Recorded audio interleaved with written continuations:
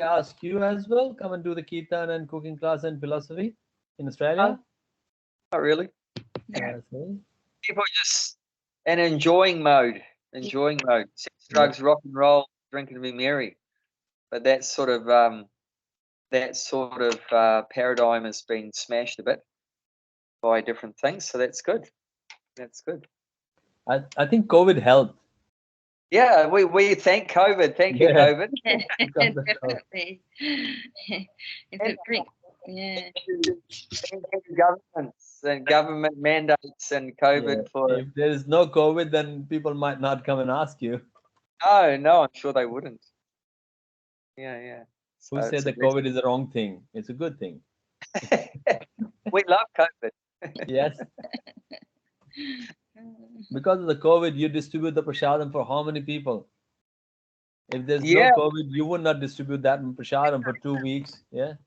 I reckon I personally was involved in feeding probably about 30,000 people in 2 weeks. Wow. Only because of the COVID. If there's no COVID, you won't do 30,000 people prasad distribution. And I took a break during that period for 2 or 3 days, and probably another 6,000 went out. So yeah, about 36,000 meals of prasadam went out. Well done. So, the mandates. Mainly that was because of the mandates why people protested. So thank you, mandates. Thank you to Jacinda. Thank you. Okay, let's get into it by offering respect to the spiritual master. Om Jnana Tamandasya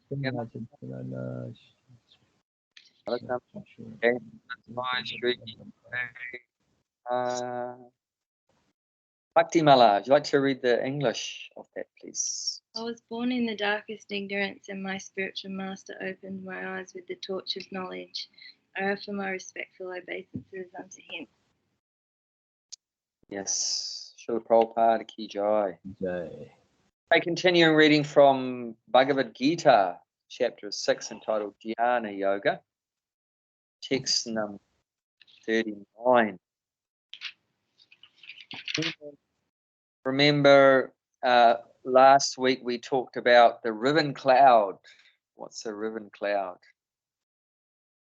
Arjuna. Yeah. Has a concern. He has a anxiety, a concern that if he leaves the materialistic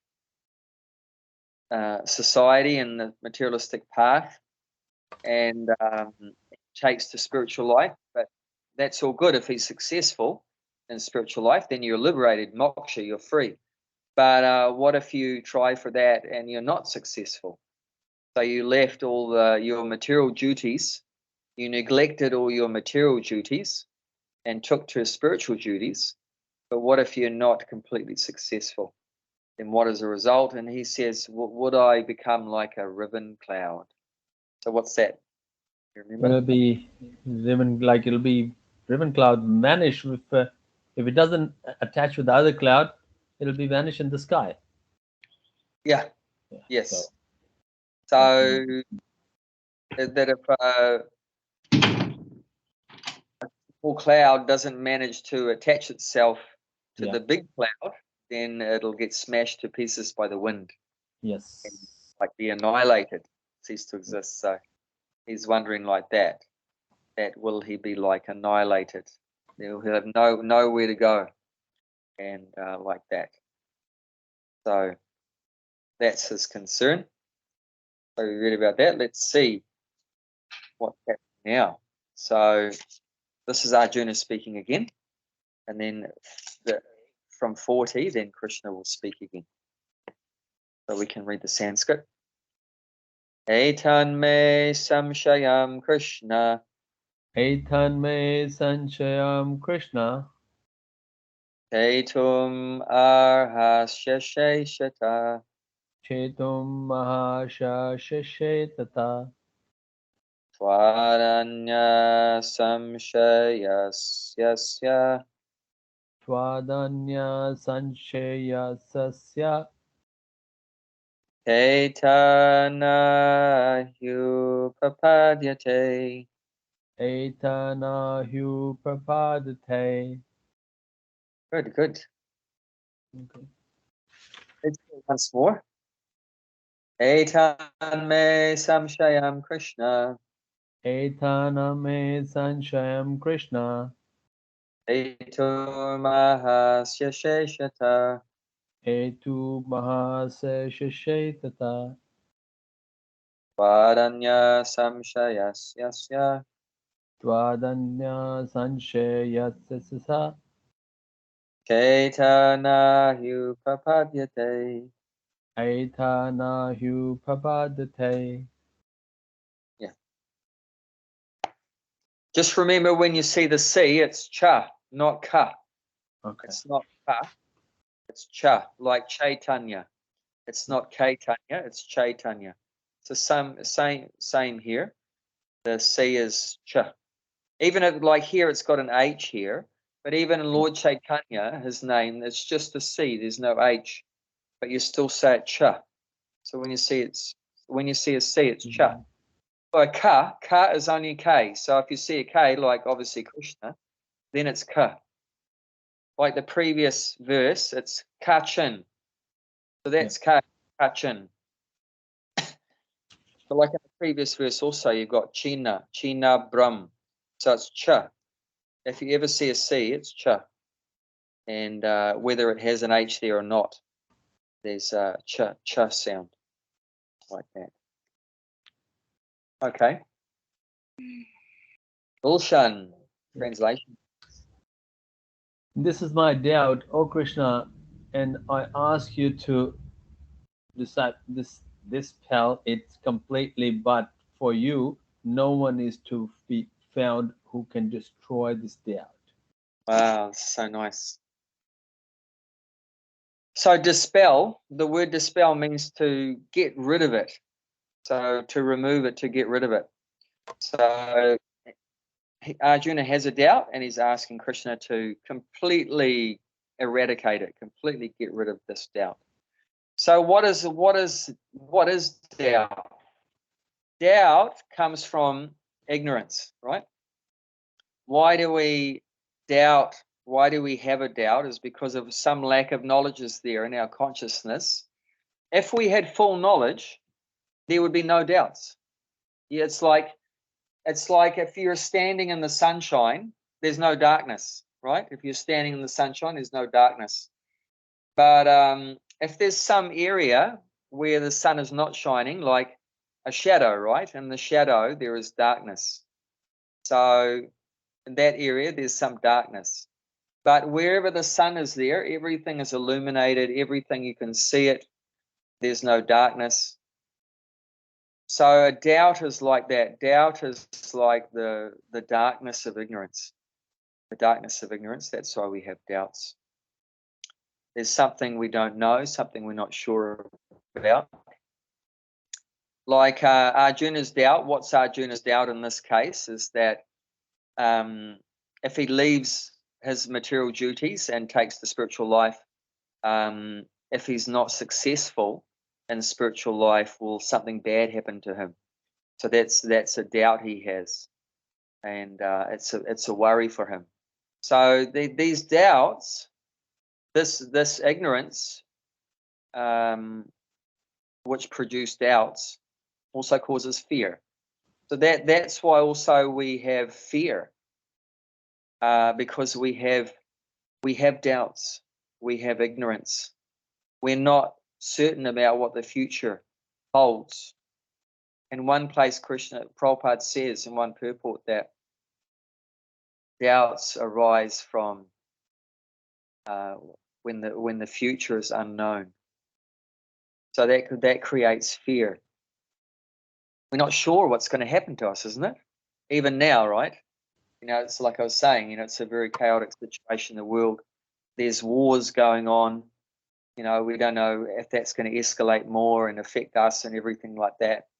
Well, it is affecting us in terms of, even though the war's on the other side of the planet, but it's affecting us in terms of that the price of a lot of goods is going to increase. The price of grains and gas and fuel and so many goods. And of course, if fuel goes up, that affects so many things because everything requires fuel to be transported around. So that's going to create problems. And so people worry about these things. What's going to happen in future? And also with this COVID, is COVID going to come and get me? So this kind of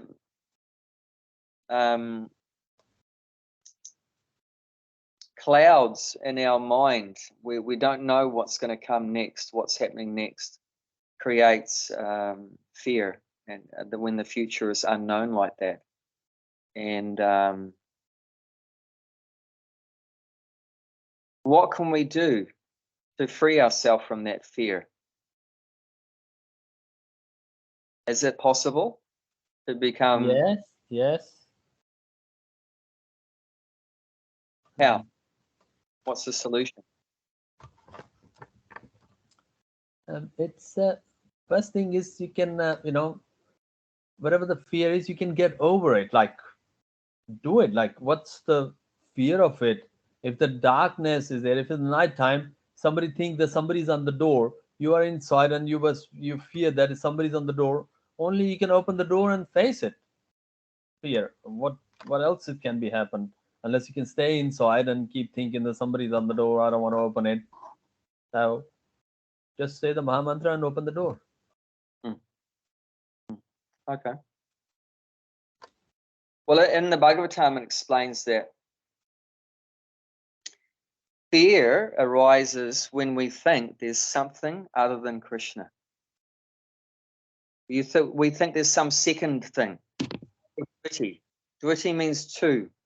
So when we think there's something other than Krishna, actually everything is Krishna or Krishna's energy. But when we think there's something other than Krishna, i.e. Maya, illusion, that's what Maya is thinking there's something that's not Krishna. That's the definition of Maya. That we're existing in a consciousness where we're thinking there's something that exists other than Krishna. But the reality is that everything is Krishna or Krishna's energy. Even, for example, death, right? So that's the number one fear, of course, is that everyone's afraid of the body dying, of death. But if you look into what death is, what's death? Death is also one energy of Krishna. And one of his energies is birth also, that Krishna's energy arranges that this body is born, and it's created and it's born. And Krishna's energy also maintains the body for some time, and then Krishna's energy dissolves the body back into where it came from, and that's death, and the soul's transmigrated. So these are all different energies of Krishna. So we could see it in a duality way, that there's birth and there's death, like that there's day and there's night, there's good and there's bad, and there's happiness and there's suffering, and there's healthy and there's sick, and there's rich and there's poor. So there's so many dualities. You can see it like that. But otherwise, if you saw those things in full knowledge, it's all Krishna's energy. So in the daytime it's just Krishna, and the nighttime's Krishna. If you have great wealth, that's Krishna, and if you're stressed, Krishna, and if you're healthy, that's Krishna, and if you're sick, that's also Krishna. And so many dualities are there. But if you see them all ultimately connected to Krishna, and you know that Krishna is your true friend, is your real friend, and he loves you, and he wouldn't do anything to you that's bad for you. And then if he is making some arrangement that you get sick or your body dies or some burglar comes to the house or whatever like that, then or you get COVID or whatever things happen, that's also Krishna, and you accept that, and you can still be peaceful and fearless in that situation, knowing that everything is under Krishna's control. And if Krishna allows something to happen, well, it must be what's meant to happen. It's what Krishna wants. and we understand it in that way. And that way, there's no fear, there's no anxiety. Does that make sense? You don't want to say anything about that? Yeah. So that's the real solution to fear, is to see everything in relationship with Krishna. That Krishna's ultimately in control of everything. And luckily, the person that controls everything, he loves us. You know, if the person that controlled everything hated us, then that would be problematic. Then we should be afraid. But we know that Krishna is all good. You know, so whatever he arranges must be out for our ultimate benefit. So that's the Krishna conscious way of understanding things, and in that scenario, that we can get free from fear. So all these problems that we have, like fear, come from ultimate ignorance. You know, like just like we've forgotten Krishna is behind everything, that he's controlling everything. So because of that ignorance, we suffer from anxiety and fear and stress and so many things like that. So we need to eradicate this ignorance and be existing in the knowledge that Krishna is in control of everything. He's our true friend. He loves us. He is ultimately bringing us back home, back to Godhead. And so whatever happens, we can face that without being afraid. So yeah, doubts come from ignorance. So in one sense,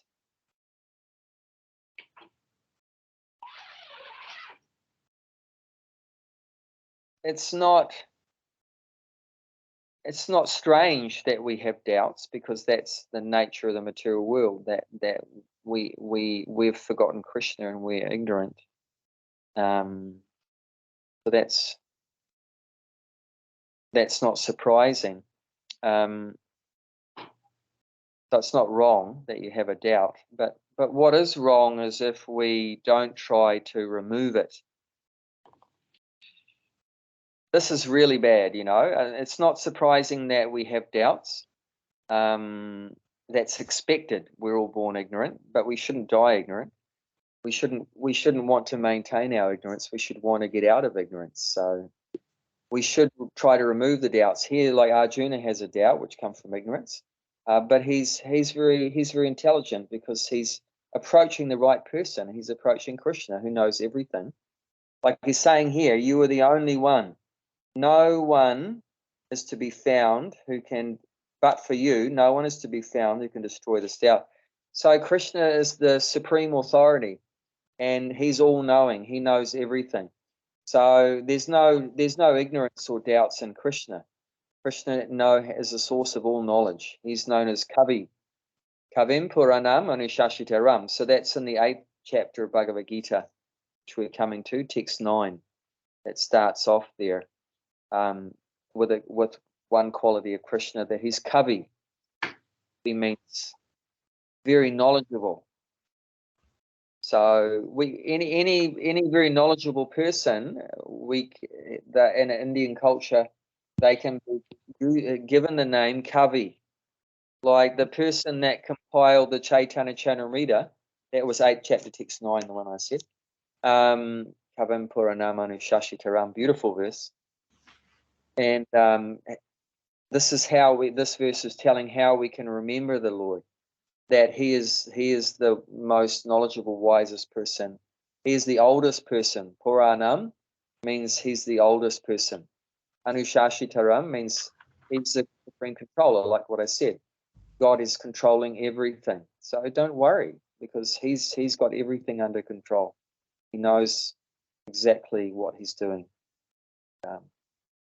So like that verse is telling how we can remember him through our day, when you're working in the bhakti tree, or you're at home cleaning the house or cooking a meal or something like that with a dog or whatever you're doing.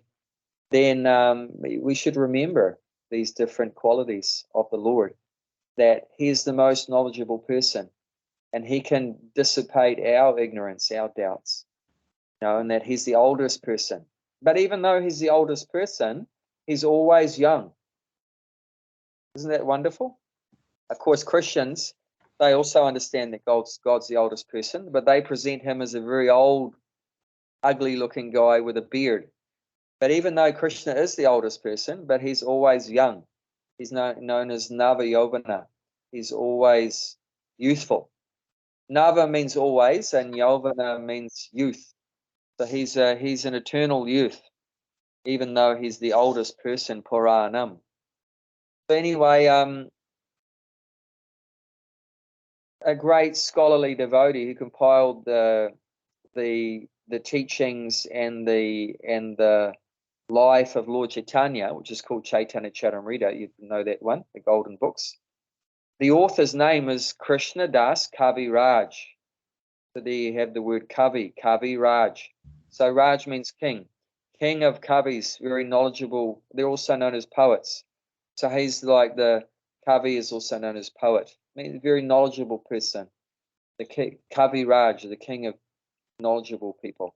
So Krishna is the ultimate. He's the original Kavi. And his devotees who know about Krishna, they also become Kavis. Because Krishna knows everything. So if you know Krishna, then you also get to the point where you know everything. Does that make sense? If Krishna is everything, right? If Krishna is everything, he knows everything and he is everything. There's nothing, like I said, nothing that exists except for Krishna. And if you know Krishna, that means you know everything. Does that make sense? Yeah, but knowing Krishna is not that easy. Yeah, so that's true. Knowing Krishna is It's just, knowing Krishna you is know, if you know Krishna, then you won't be in this class. Finished, done. No, that's not true. I disagree. Yeah. If you know Krishna, you enjoy hearing more and more about Krishna. Because see, You'll be in the Krishna Loka. true. No Well, Krishna. Krishna's devotees also in the material world for some service there. But the real interest for a devotee is not just in knowing everything. That's not our goal. It's just to be like a jnani. See, that's the jnanis. They want to know everything. But the goal of a bhakti yogi is not the same. Our purpose is not just to get knowledge for the sake of knowledge, so we can tell everyone, oh, that I know everything. You know, we know about everything. There's no real happiness in that. But people have a big false ego and they want the prestige and become famous for being knowledgeable and everything like that, very smart, very wise. But actually the real taste for a devotee is just in doing devotional service. So the devotees just enjoy hearing about Krishna. Even they might already know the pastimes. They already might know all Krishna's qualities. They know all Krishna's names. But they just enjoy hearing about it again and again and again because they love Krishna. So the real thing for a devotee is to do all those things that are helping us develop our love for Krishna. And that is these processes of hearing and chanting and remembering the Lord like that. So it's just pleasurable to hear about Krishna. So that's the enjoyment for a devotee. You know, the devotee might already have read the book before many times and may know all the verses and everything, but enjoys hearing about it again and again. There's just so much enjoyment for the devotee and hearing about Krishna and talking about Krishna. That's the verse I think I gave you as homework last week, I think. What did we say? That the 10th chapter, 9th verse, Matshata Matpranat Pranat Matshata Madgata Pranat Bodhariyantaha Rasparam Katayantas Cha Mamnacham Shantacha Ramantacha. The thoughts of my devotees dwell in me, and their lives are devoted to my service, and they derive great satisfaction and bliss from always enlightening one another and conversing about me. So where is the taste coming from and hearing again and again about things you've already heard before many times? Actually, because these topics about Krishna are not material, sound vibrations. Just like every day we say 3 words over and over and over again, Hare Krishna and Rama. And people looking from the outside may think we're crazy, and that must be so boring, just repeating 3 words again and again and again for hours every day. But of course, someone that's doing that sincerely, a pure devotee, is experiencing unlimited happiness from doing that. How is that possible? Because they're not material words. In the same way, and he talks about Krishna, they're not mundane, they're fully transcendental. These topics about Krishna and these names of Krishna, they're fully transcendental, they're spiritual. When you're hearing these pastimes of Krishna, you're actually associating with God. God is with you. Like Prabhupada said, when you chant Hare Krishna, that Krishna is dancing on your tongue. That means you're associating with Krishna himself. When you chant Hare Krishna, you're associating with Krishna himself. When you're hearing the topics about Krishna in Bhagavad Gita or Bhagavatam and so forth, Krishna's there with you. Like he said one time to Narada Muni, that Lord Narayan said to Narada Muni that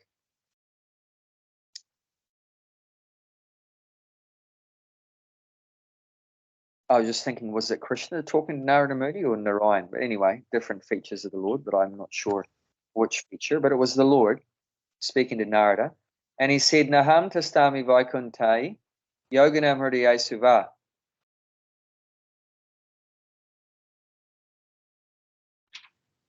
Tastami, tatra tastami Narada yatra madgayanti madbhakta.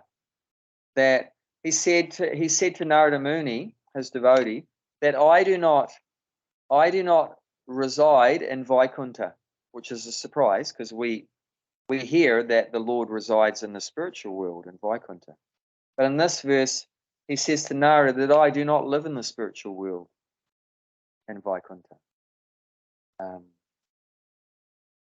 And then he says, Yoginam Hridaya Siva, I do not reside in the heart of the yogis, which is also a surprise because we hear that the Lord resides in the heart, especially he's being meditated on in the heart of the yogis.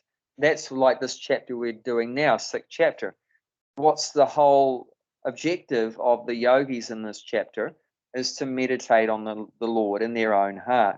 But in this verse, the Lord says that he doesn't reside in the heart of the yogi. And then he says, so where do I reside?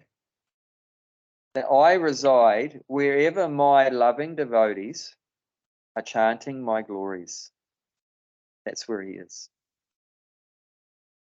So that must have been spoken by Krishna, not Lord Narayan, because I mean Lord Narayan is in Vaikuntha.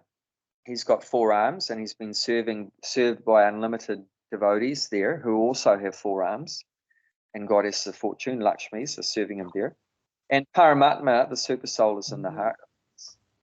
But this is Krishna's saying that Krishna's not in those Vaikuntha planets. Krishna's not in the heart of the yogis. That Krishna is wherever the devotees are lovingly talking about him. This is Krishna. This is what Krishna enjoys, what Krishna likes. He likes to hear about his devotees who are talking about his glories with so much love, so much devotional chanting his names with so much love. That attracts him. And he immediately goes there. The Lord Krishna immediately goes to wherever devotees are lovingly chanting his names and his pastimes and everything. That the Krishna is present there. And of course, wherever Krishna is, there's going to be unlimited bliss, unlimited happiness. So that's why the devotees, they get so much satisfaction and bliss from always talking about Krishna, because that's the nature of talks about the Lord, is that it's just full of bliss because Krishna is present. Krishna's nature is bliss. So if Krishna is present with you, that means you're going to also be feeling that bliss due to Krishna's association. Does that make sense? say anything about that? Yeah. Arjuna's approaching the right person. I mean, he's representing here an ignorant person. Of course, to think Arjuna is ignorant, that is ignorant. But he's actually an enlightened devotee. But Krishna has put him into this situation, covered him by yoga maya. He's acting the role of an ignorant, conditioned soul. Actually, it's wrong for us to think that Arjuna is a ignorant, conditioned soul, but he's just playing a role. Krishna has bewildered him to using him to play this role, which is actually beneficial to us. It's beneficial to us. So there are 5 brothers. Why the Krishna pick Arjuna only, not others? Yeah, because they're all devotees of Krishna, but Arjuna's friendship with Krishna was the most strongest amongst the 5, Sakya Ras. So it's the most strongest amongst those 5. Can you imagine if Krishna will tell Bhagavad Gita to Bhima? Bhima will say, listen, I'm going to put the gada, you just tell me where to do. They're all devotees, definitely. They're all great devotees. Bhima was just ready to put the gada, doesn't matter. Yeah. Oh, well. And Krishna tells that the reason why I'm telling you this knowledge, Arjuna, and not anyone else, is because you are my devotee, and you're very dear to me.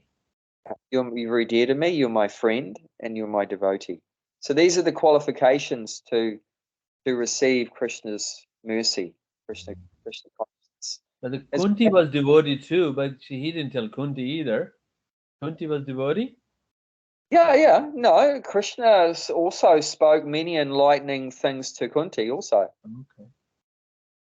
Yeah, definitely. And but also to be a devotee of Krishna doesn't mean you have to be physically with Krishna all the time. Like Arjuna was physically with Krishna all the time. But Kunti wasn't, because obviously, a woman in Vedic culture cannot be closely with a man all the time unless they're husband and wife. But even if they're husband and wife, also they're not together all the time. The man would be out doing his work during the day, and just at night time they may be together for some time and like that, and at meal time and stuff, but they're not together all the time. But like Krishna and Arjuna, they're all the time together. And Kunti also, she's a woman, and Krishna's, like a man, although he's God. But in the culture, you can't hang around with the men all the time. But that's not limiting her bhakti. That's not restricting her, because Krishna consciousness actually goes very well when there's feelings of separation. So, like Krishna left Vrindavan and he never went back to see the gopis again. Does that mean when Krishna left the gopis, their bhakti, their devotion went down and then faded out, fizzled out? No, it went higher, became even more, because they had so much feelings of separation. So even if you have only a brief contact with Krishna, but then after that you've become more attached to Krishna and you just want him more and more, feeling that separation, and that just accelerates that devotion and love. So that's not restrictive. And like Queen Kunti is famous for her prayers that she's offered to Krishna. That's in first canto Srimad Bhagavatam. There's a whole chapter of Queen Kunti's prayers, and Prabhupada put that into a book, and it's called The Prayers of Queen Kunti. There's a book you can get, the Prayers of Queen Kunti. It's a lovely book, and it's a lot of prayers, quite a few prayers, and Prabhupada's written big purports about it, and they're just fantastic prayers. And Krishna wasn't there physically, but she offered the prayers, and Krishna can hear them wherever he is. Krishna can hear them. Like I said, Krishna becomes present wherever the devotees glorify him and talk about him. So immediately he becomes present there. It's not dependent on just, the physical form. Krishna becomes present anywhere and everywhere. Say if there's a million devotees talking about Krishna on the planet in different places at the same time. Is Krishna only in one place hearing about one person talking about him? No, he's present in every place where all the million devotees are talking about him. He's present there at the same time. And that's Krishna's omnipresence, omnipotency, that he has unlimited energy potencies, and he can be present in many places at the same time. Like when Krishna married 16,108 queens. Was he only with one every night? No, same time with them. No, he expanded himself, and he was with all of them at the same time, and they were doing different things. So it's not that Krishna was doing the same thing in every place. And every gopi thinks that is with me only. The gopis only seeing Krishna dancing with her, yes. But unknown to her, Krishna was with every other gopi. Yes. Time, but Krishna makes me feel like I'm the most special. Krishna loves me more than anyone else. So, Krishna knows how to make the relationship so sweet, so nice. And, so Krishna's the one, we have to approach Krishna. No one else can fulfill all of our desires for happiness and enjoyment like what Krishna can.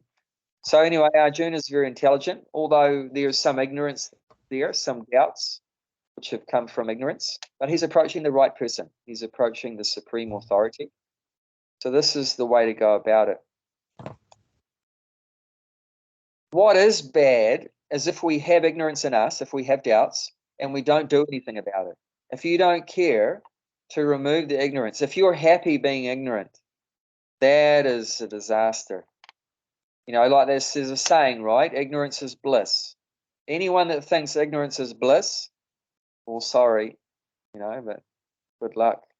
What a miserable life, That's, it means you're suffering, but you don't know that you're suffering. Does that make it any better?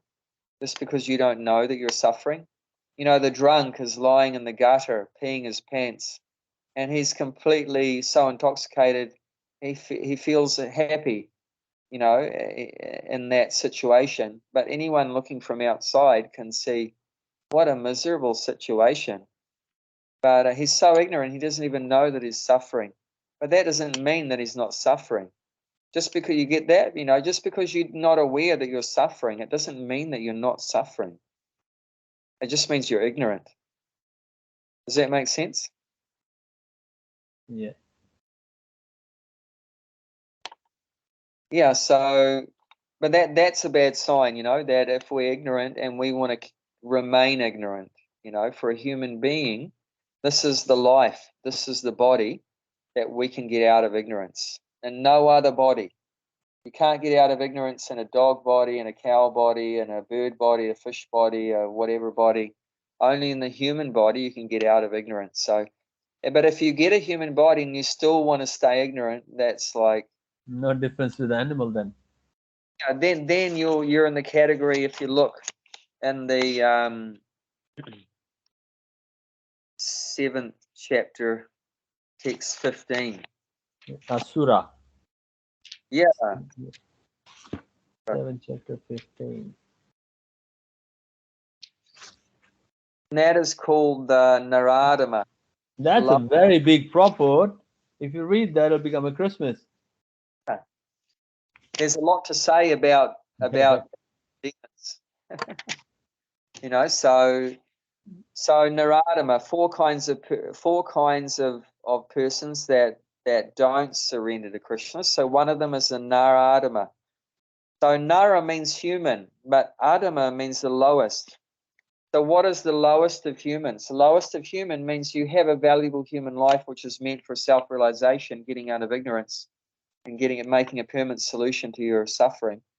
But you're not using it for that. You're just completely wasting your life just doing animal things, eating, sleeping, mating, defending. and not using your valuable life for making a permanent solution to suffering, getting out of ignorance, going back to Godhead. So that person is called Naradama, the lowest of human beings. Not even really a human being. Therefore, the Vedas calls them Dvipad Pashu. A human being without any spiritual awareness is called Dvipad Pashu. Dvi means two. There is, okay. So there's a 90% people in the world, they are in the ignorance. That's an understatement. It's like 99.9. Oh, okay, sorry. Okay. Look at 7th chapter, text, just same chapter, text 3. One of the many thousand men, one may endeavor for the perfection, and those who have achieved perfection, hardly one knows me in truth. Yeah, so the Krishna conscious person is very rare. What is this saying? Amongst thousands of, hardly one will try to make their life perfect. That's not becoming perfect. Hardly one will try. And out of thousands of those that try, one may actually become perfect, means become Krishna conscious. So that's very rare, so it's definitely 99.9%. Prabhupada was one of them. Oh, yeah, fully. Yeah. And for him, it wasn't about trying to become perfect. He was always. He was. His category is called Nitya Siddha. Okay. Nitya Siddha means always perfect. And another category is called Kripa Siddha. Kripa Siddha means merciful. Yeah, perfect by receiving some mercy. Like, for example, Putana came to kill Krishna. So she assumed the form of a beautiful goddess, like a beautiful goddess, beautiful gopi. She was actually a horrible looking demon, but she assumed a very beautiful form. And she smeared the poison on her breast with the idea of killing Krishna. And Krishna sucked out milk and sucked out the poison and sucked out her prana, her life here, and she died.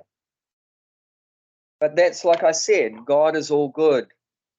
There's nothing bad in him. Whatever he does is a good arrangement. So Krishna killed her, but at the same time, he liberated her. And she went back to Godhead. And she became an assistant to Krishna's mother in the spiritual world. She became a nurse. And like she was offering the milk, so that's what a nurse does, offers the breast milk to the babies. So she became a nurse mother, to assistant to Mother Yashoda in the spiritual world in Goloka. Her intention was wrong. Correct. But the activity that she did was nice, means offering the milk. So Krishna took the good out of how she approached him. The good was that she approached him as a mother, offering milk.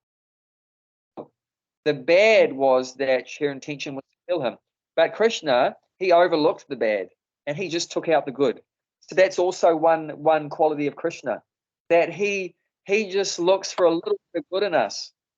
Like he might see, well, in a buy, it's 99% rotten, but 1% a buy is doing some good thing.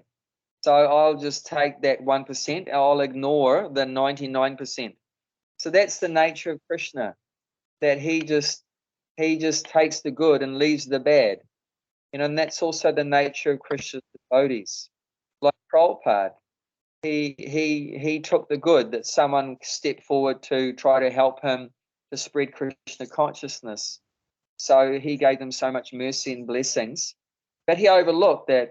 I'll tell you what, one time the first devotee, one of the early devotees, Sham Sundar, one of the very first devotees, and he had some artistic talent. So Prabhupada engaged him in making a big deity of Jagannath, the first big deity of Jagannath used for Rath Yatra. And they had found some small deities in one shop. So using that small deity, he just scaled it up to make very big Jagannath. And one day Prabhupada came to see how the work is going on, and there was a packet of his cigarettes on top of Jagannath's head. Oh. Because he was smoking while he doing? Smoking, but because he'd just come from that, he'd just come out of that. So everything was happening so fast, he'd just probably become a devotee a few weeks or months before. He was still coming out of that.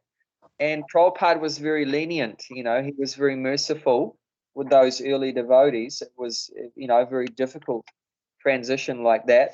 And he was trying to attract people to Krishna consciousness. So he didn't necessarily come down heavy with all the rules in the very beginning. Like the very first initiates, it said, weren't even told by Prabhupada when they got initiated that there was 4 rules. Oh, really? Yeah, he just said, you just have to chant Hare Krishna. And after they got initiated, then he told them the 4 rules. Yeah, so, that's a fine print. By the way, the fine print is that no more meat and like that. So Prabhupada was very lenient in the beginning, just try to encourage people to get started, because it was very difficult. Very difficult, it was very, very foreign, what Prabhupada was introducing. And the people were so habituated to all these things. And I heard something recently I never heard before, and it completely blew me away. And this was actually Prabhupada had told it to a devotee in India before he went to India. This is before 1965. I never heard this before until recently. A conversation that he had with someone there. He said that I will go to the West, and there they are addicted to eating meat and drinking liquor. So he said, I will give them meat, and I will give them liquor, and I will ask them to chant Hare Krishna. And they were thinking, how's that possible? Like that, but the point is that Prabhupada had so much faith in the holy name that his objective was somehow or other, you just get people to chant. It doesn't matter, meat eater, drunkard, womanizer, gambling, addict, everything addict, addicted to everything. Doesn't matter what they are. Somehow you've just got to get them to chant, and chant every day. Somehow or other, if you could just get them to chant every day, and if they're addicted to eating meat and drinking wine or whatever, arrange that for them. They can have that, but just get them to chant. You eat meat, but you chant Hare Krishna. And he knew that he had so much faith that if they started to chant Hare Krishna and continue to chant Hare Krishna, then automatically the meat eating would stop, and the liquor would stop, and all bad habit would stop. And that's that faith. He had such strong faith. Somehow or other, just get people to chant. Like I said, that the holy name of Krishna is Krishna. If someone says even once Hare Krishna, then Krishna's with them. Krishna's gone into their heart. Krishna's going to remove the lust and the greed and the anger and the pride and everything like that. But of course, I knew all these things about that Krishna's holy name is so powerful, but just to the extent that Prabhupada was prepared to go through. He was prepared to go through that, to that extent, to even feed people meat and liquor. If that was required to get them to chant, he was prepared to do that. And I'd never heard that before. That was amazing. What Prabhupada was prepared to go to no limit to what he was prepared to do to get people to chant, and how much faith he had in the whole thing. It's far out. When the Prabhupada giving initiation there, on that time he was initiating that lot of people, anyone come aboard, why there is so much difficulty to initiate it now? Jayanti, yeah, so it's a little bit of a different mood. I'm not. It's a big topic, but it's a bit of a different mood. I mean, I'm not sure if it is a good thing that we've made it so difficult, for people just to get first initiation. Even Prabhupada even initiated that person who's meat eating, even drinking. Yeah, that's right. And then Threats and initiation, Shama Sundar. And yeah, even like Shama Sundar, right? After some time, he, of course, gave up the cigarettes. yeah, that's right. And then he became, and even to this day, right now, today, he's a perfect devotee. Yeah. So, and Prabhupada has a faith in the that Maha Mantra. If somebody will say, he will purify it. Yeah. So now it's gone a bit the other extreme, that you have to become completely perfect for many years before, we initiate you. So, I think that's maybe not necessarily a good thing. That's not, because what does it mean to be it's losing the interest of the people. If so, you have to do people say, oh man, forget it, like it's too difficult. Yeah, that's right. And I mean, what does it mean to be a follower of Prabhupada? You have to understand his mood. You have to understand his mood, and try to develop that same mood yourself. Otherwise, what kind of disciple we are if we have a different mood than our guru? Now, we should try to, of course, we're a different individual, different person, but you can have the same mood. Like, what was Prabhupada's mood? The same mood as his guru. What was his guru's mood? To, distribute Krishna consciousness. So Prabhupada had the same mood his guru had, and a good disciple of Prabhupada also has the same mood. And where does that mood come from? It comes from the mood of Lord Chaitanya. That Lord Chaitanya just went everywhere and distributing love of God everywhere, getting everyone to chant. Country and town, yeah. Oh yeah, that's the mood. You want to you become Krishna conscious yourself, and you try to help other people become Krishna conscious. You don't just keep it to yourself. It's not just about you going back to Godhead. It's about helping other people, and by doing that, automatically that helps you to go. By trying to help others, Krishna is very pleased when we try to do that. So that's the mood, So and to do that, to help others, what does that require from us? A lot of risks.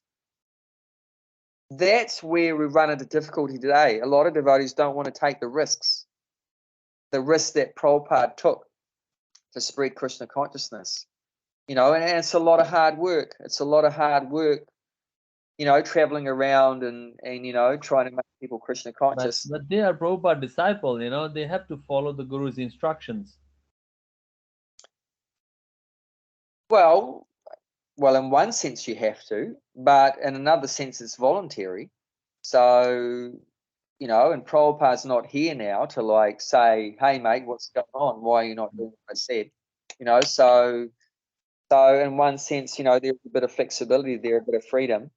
And slowly, that's one thing that happens over time, right? Like we read that the 4th chapter, in the beginning of the 4th chapter, I think it's text 2, that Krishna already spoke this science of this science of yoga to the sun god Vivishvan, but over the course of time, that knowledge get lost. So that's one thing that time does. Time breaks down things, like it breaks down our duration of our life, right? We're going to die. So, but it also breaks down philosophy and knowledge and everything like that gradually gets lost. It's 4:2, 4th chapter, text 2. The supreme science was thus received through the chain of disciple succession, and the saintly king understood it in that way, but in course of time the succession was broken, and therefore the science is as it is appears to be lost. So that's what we have to be very careful of, is that over time things don't get lost. So we want to be very strictly following our our spiritual master, the parampara. That's why the Gita as it is. As it is, yeah. So why Prabhupada was very successful, and he had thousands of other god brothers, why weren't they so successful? And Prabhupada said, because he said, I didn't deviate from following the order of my spiritual master 1 inch. He said, that's qualification. I didn't deviate 1 inch from the order of my spiritual master. So that is the secret of success, to strictly follow the orders of the Guru. But that's the thing, we all have that choice, Are you going to strictly follow, or are you going to loosely follow, or are you going to follow half, 50-50, or a little bit, or a lot? So that's that free choice we have, and every living entity has that free choice. No one's holding a gun to my head, forcing me to get up early in the morning or whatever like that. No, that's my choice. Of course, if we don't do that, then we miss out on a lot like that. So that's the thing. That's the thing. And like I said, that the mood was, to spread Krishna consciousness, and in doing that, you have to undergo great risks, like that, great risk, because you have to associate with materialistic people, and that's a risk, And I mean, I'm also thinking like that, soon my wife and I are going to go traveling. We're going to be associating with all kinds of people, and there is definitely some risk there, but we have to depend on Krishna to please protect us and help us and everything like that. And it's going to be very hard work also. My wife's very worried about that. And, so it's going to be, difficult in many ways. But this is how we get the mercy, that's how we get the mercy. We have to take up the baton. We have to take up the baton from our spiritual master. Prabhupada took up the baton from his guru, and his guru took it up from his. Ultimately, Lord Chaitanya passed it on to the next one, the 6 Goswamis, and like that. So then it's our choice. Do you want to pick up the baton, or leave it? It's too hard to pick it up. Too hard to carry the baton like that. You know what I'm talking about, right? When they do the relay race, they call it a relay race. There's a relay race, and there's one stick, and one person runs and gives it to the next person, and then they run. Yeah. You know that, Gulshan? Have you ever seen that? Yeah, I know that. Yeah. And the one he's delivered to, he has to be run on the same speed to accept that relay. If he's not on the same speed, he would not get it. Yeah. You have to be same speed. Like, it's same as like, when you're merging the highway, he said you have to be 110 in order to merge. If you're slow, you'll be not merging correctly. Yeah. Oh yeah, you have to be finely tuned in. Yes. Finely tuned in with the guru. Because the other one, like, she's like, you have, your guru is 1,000 volt, and you're like at 20 volt, you'll be explode, man. You have to be same voltage, otherwise you explode. Yeah. Well, it means, it's expected, we have to become a pure devotee. We have to become a pure devotee. And of course, that has its challenges and everything like that. But Prabhupada's given us everything we need to become a pure devotee. He's given us everything we need. And in one sense, it's not difficult that he's given us all the instructions. All we have to do is follow it. So we don't have to create anything. We don't have to be like super brainies. Hard job. He done the hard jobs.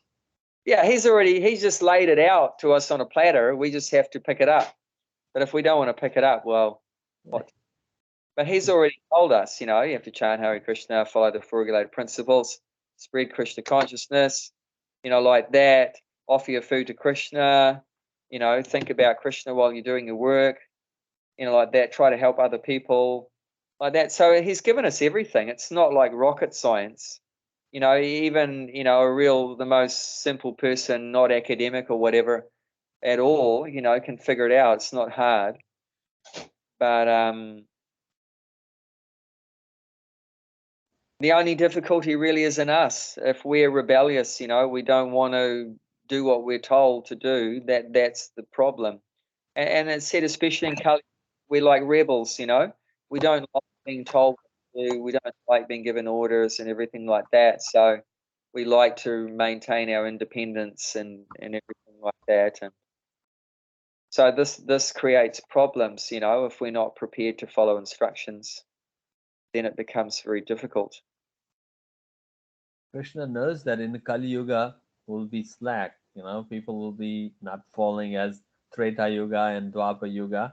Yeah. In Kali Yuga, he know we are the rascals. But that's also why, I mean, it's in one sense it's so simple also that we don't have to do that much. We just have to chant Hare Krishna. But even if we're not prepared to do, well then we're lost. But yeah, it's not that difficult on one side, yeah. What's expected, yeah. But yeah, I've noticed that, and many other devotees have. There's a bit of a different mood now in ISKCON than what it was before. But that's still our choice. Do you want to follow the new mood of like being in the comfort zone and everything like that, and not taking many risks, or you want to, you know, be in the fire, Krishna consciousness? Follow the Guru. When I joined, devotees were always talking about, you got to get in the fire, Prabhu. You got to be in the fire of Krishna consciousness. You know, so yeah, we've all got to decide for ourselves whether how much we want to be in the fire, out of the fire, sit on the fringe. That was another term we heard a lot when we joined. Oh, they're fringe devotees. Fringe devotees. Have you heard that term before? No. No one says that much these days, but in the early days we would always hear they're fringies. They call them fringe or fringe devotees. I mean, it's not strictly following. Oh, okay. Doing a little bit what they like. They take out of it what they like. They pick and choose with their own choice. Yeah, but doesn't necessarily mean in the temple, out of the temple. That doesn't determine whether you're fringe or not. Because even at home, you can follow very strictly the regulator principles and chanting Hare Krishna. But even in the temple, you could be slack. You know, you could be living in a temple and not chanting properly. So it doesn't matter whether you're in the temple or not. But yeah, we should try to follow the orders, instructions of our spiritual master or Prabhupada as much as we can, and that's how we repay our debt to Prabhupada. Prabhupada's given us everything. I mean, if I just think, you know, my life has become so much better since coming to under Prabhupada's shelter, and it's given me a real life, you know, and a real sense of purpose and a real sense of identity. And my life has become very better than when I come to Krishna consciousness. Before that, I was like a chook without head, just running here and there, no purpose whatsoever. Like, you know, the boat without rubber, going in a circle in the water, no direction whatsoever. Now I know that, yes. Yeah. So we're all like that, you know, before, and we should think like that. How much indebted we are to our spiritual master, the Prabhupada, and we should. If you wouldn't offer to come to Bhakti Tree, I probably wouldn't come. You offer that, and I'll come. If you wouldn't offer, I didn't know I can go to Bhakti Tree. I was coming there just distributing dal on Friday. I said, that's it. That's my seva, and that's it. When you offer that, I said, oh, okay. Then I was thinking that and selling and coming there. If you wouldn't say that, I might not come. Yeah. That is because of you. Thank you. And what I did is because of Prabhupada, you know. So that's right, you did for your guru, yes. So we're just passing it on. So that's the thing, you know. So that's our debt to our spiritual master. How do we repay that debt? We never think that we can repay it because he's given us an opportunity for eternal blissful life. So how do you pay back that? You know, if I give him $1 million, that will repay eternal life. There's no material thing you can do to pay back someone that's giving you eternal life and saving you from the cycle of birth and death. But we always try to repay, knowing that we can never fully repay. But how do you try? And that's simply by following the instructions. That's how we please the guru and repaying our debt to our guru is by trying to please them by following their instructions. Is that the same that a child cannot repay the debt of their mother? It's no matter how much he can do, still he cannot pay the debt of mother. How Well, can he pay them back? Because the pain the mother gone through with all that, how can he pay that debt? I mean, No that way. has given us this body, the mother Yeah, and father that's right. But body. he cannot repay that debt.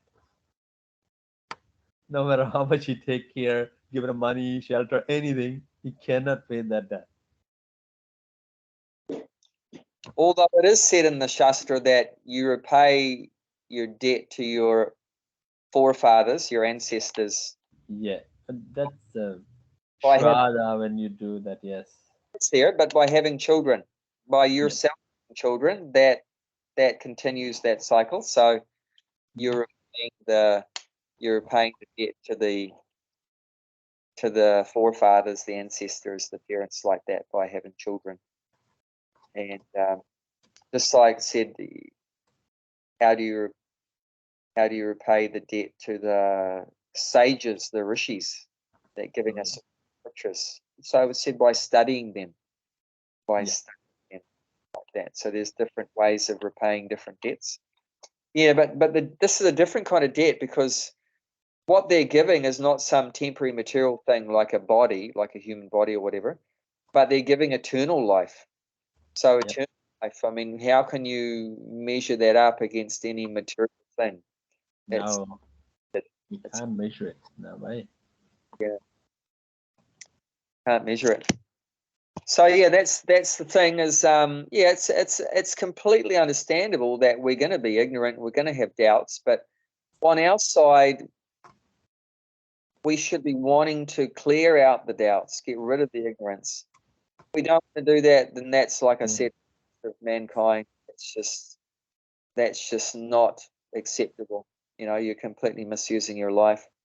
You can get out of ignorance, but you don't want to. You're just living like an animal. And of course, in that situation, what body you'll get in the next life? Well, you didn't use your human life for what it's meant for. You used it like for animal things. So you get the animal body.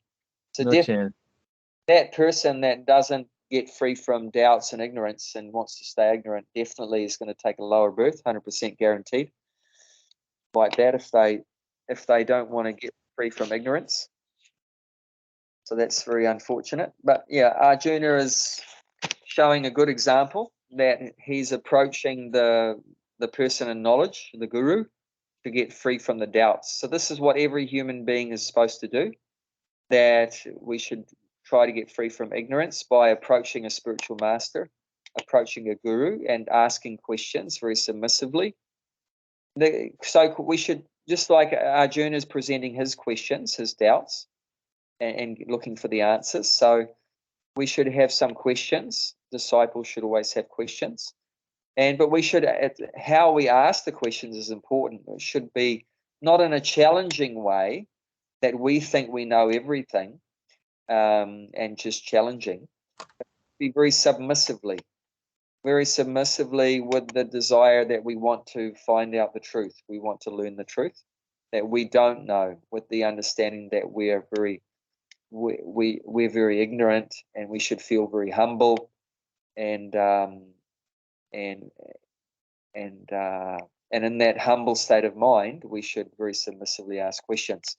If we approach the guru in a very proud way, that I am very highly qualified materially, I know everything, like that, I've already read Bhagavad Gita, you can't tell me anything more that I don't already know, like that, and you're challenging and everything, trying to show off that you know more than the speaker or whatever, then that way we can't progress like that. So that is the proper thing to do. We are ignorant, and because of that we have so many doubts, but we should try to remove the doubts, get the answers to the questions that we have. Who am I? Why am I here? Why am I suffering? What's the purpose of life? Why, like that, all these kind of things.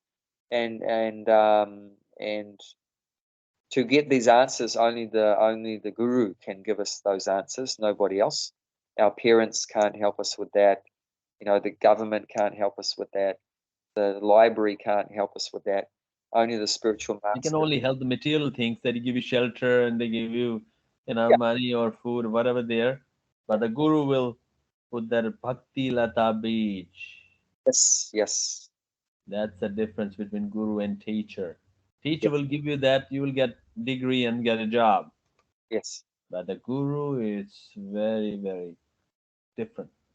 yes, That little seed will sprout the mercy of the Krishna. yes, yes. Okay, Gulshan, Okay. Read. so yes, Yeah, yeah, you have to read the purport. yes, 639. Yeah. Krishna is the perfect knower of past, present, and future. In the beginning of Bhagavad Gita, the Lord said that all living entity existed individually in the past. They exist now in the present, and they will be continue and remain in individual entity in the future. Even after liberation from the material entanglement, so he has already cleared up the question of future of the individual living entity. Now, Arjuna wants to know of the future of the unsuccessful transcendentalist. No one is equal to or above Krishna, and certainly that the so-called a great sage and philosopher who are at the mercy of material nature cannot equal him.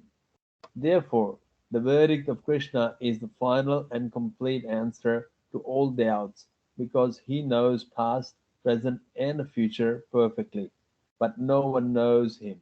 Krishna and Krishna conscious devotee alone can know what is what. Not all Krishna devotees know what is what. Very few of them.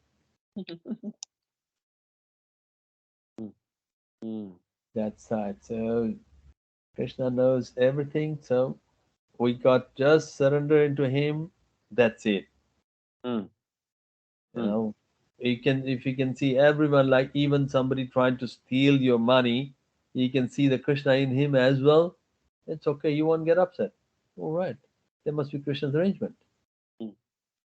That's the way. But not all the time. When I'm driving, I feel like other car driving person, a lady or man, also same energy of the Krishna. But when they took you over on the wrong side of the road, you just get aggressive. You say, "Oh, you bloody hell!" You Mm, get aggressive that, but it's just the natural way, I guess. mm, Even if you know that that person also Krishna, mm, mm. Yeah. it takes a practice. Mm. If you see everyone in Krishna is in everyone, you're not away from Krishna. Krishna is not away from you. Yeah, yeah. That's perfection. That's perfection. That's the thing. But it's like a sometime in the restaurant as well. It's there's a like I'm driving Uber as well. Mm. So for last 5 years, I drove almost 12,000 people in Newcastle.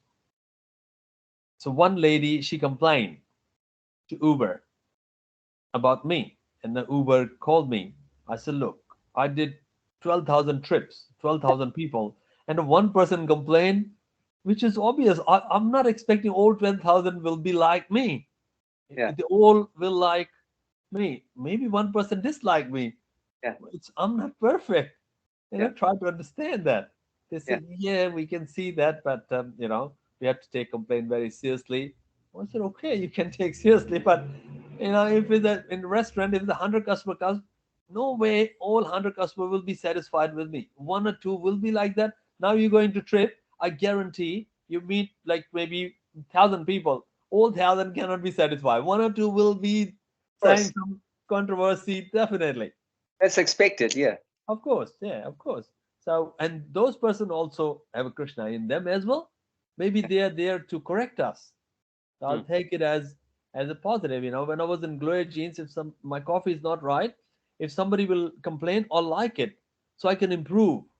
Yes, It's like if they leave the half of cup coffee and they never come back. If they tell me coffee is bitter, I'll make a new coffee and improve. I change my machine, change the beans, change the barista, change the milk, whatever, and I make a good coffee. And if they don't tell me, they will leave, they will never come back. And I yeah, will not knowing what mistake I was doing. Right, right. Yes, yes. Yeah. So mistake is good. If somebody pointed out your mistake, good. You got chances to improve. Yeah, and to get the feedback. Yeah, we need Yeah, feedback. that's right. Very important. If somebody doesn't give feedback, you won't see them again. And you won't know what went wrong. Yeah.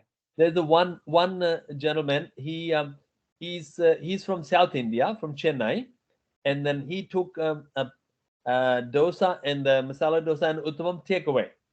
Hmm. And I said that, by the time you go home, it's become a halwa. You better eat it. Dosa you have to crispy and all. You have to eat it there on the Yes. table and all that.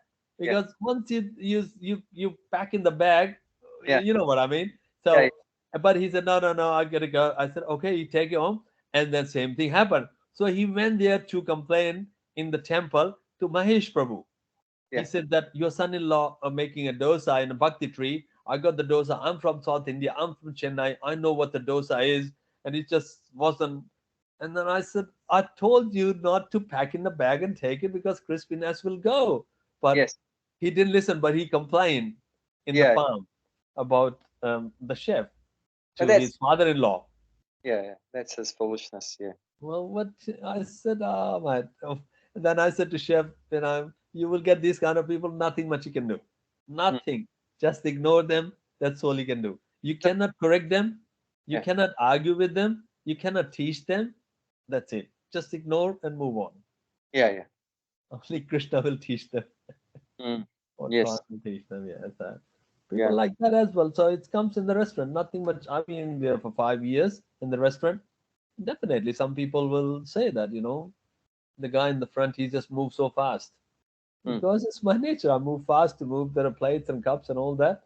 Make sure, and then Mm. and then that's one day one child came and he was crying, and then wasn't settling that, and Mahabhadra gets so upset. Mahabhadra's medical condition, and then he went there and talked to that, and then people doesn't like it, and they left. You know, of course, because if they're telling the child, and he said very nicest way, because he says there's a restaurant was full, and then the noise from the child, the little, is annoying the rest of the other table people as well, because they noise is sitting down and having the dinner. So Mahabhadra couldn't. I said, he tell me. I said, no, I don't have a guts to tell him, man. Sorry. If you're telling the children something, they'll definitely get upset. And then Mahabhadra said, well, I'll go. I said, okay, if you want to go, you go. And same thing happened that, and they put on the YouTube and the blog and all that things there. But like, no customer service whatsoever, da da da da da. We only just say that, can you nurse the baby, take it outside, because Saturday night restaurant is full, and the child wasn't settled. Because sometimes, child is a new place, they don't get settled. Maybe he's hot, or he wasn't hungry, or he wants to do something, or I don't know, only Krishna knows what happening. That's what. Still open up the back room if you get full. No, not the back room, because that the Mahat Sevak and his wife lives there. Oh, is it? Okay. Yeah, he put it there, a kitchen in there and air condition and everything, and his daughter comes sometimes, so that's his family place. We don't go there. Okay. We just use that outside the front toilet, and we got nothing to do with the back room, because that's his place, and he paid the rent. Oh, really? Okay. Yeah. Yeah, so, and then he stayed there. We don't go there. Good place to put someone like that that's a bit noisy. Put them in the back. Yeah, no, that's right. But it's just it's sometimes the kids comes there, and I just and then since that, I said to Mahabhadra, don't come in the front. Just do whatever in the back. Leave it up to me in the front. Yeah, And would have recommended you should have gone and talked with them, because yeah, you. but I know that minute I talk with them, it'll be a disaster. I know them. That's why I didn't go. Oh, you know those people, what they're like. Yes, but he cannot differentiate what to say, and then I don't know, maybe his medical condition, he can't handle that child crying, and then maybe he thinks annoying to the other people. I But said, don't. if he was determined to go and talk with them, it would have been better if you had. At Yeah, least you. but I knew that if I go and talk to them, it'll be not nice. Leave it. They will get settled the child. That's it. It'll take a little time. But Yeah. he was, Telling you to go and talk with them. yeah. That's why I said to Mahavadar, just leave the front up to me. Yeah. So, but sometimes he just get agitated, and which is, we all know that. So, Yeah. He's got a very good qualities. But Yes. We all have a good qualities and some bad too. It's happened. 5 years of serving the customers. Some people may not like me. It's just I just take it. Yes, accept it. Yep. No one's perfect, but overall, I'm trying to do whatever I could. But yeah, some things which I can't. Which is Brett knows that, and if they think some liability, I'll leave. What can I do? I go to temple then. No, but it's all good. And yeah, that the Jai Shri Mataji, they don't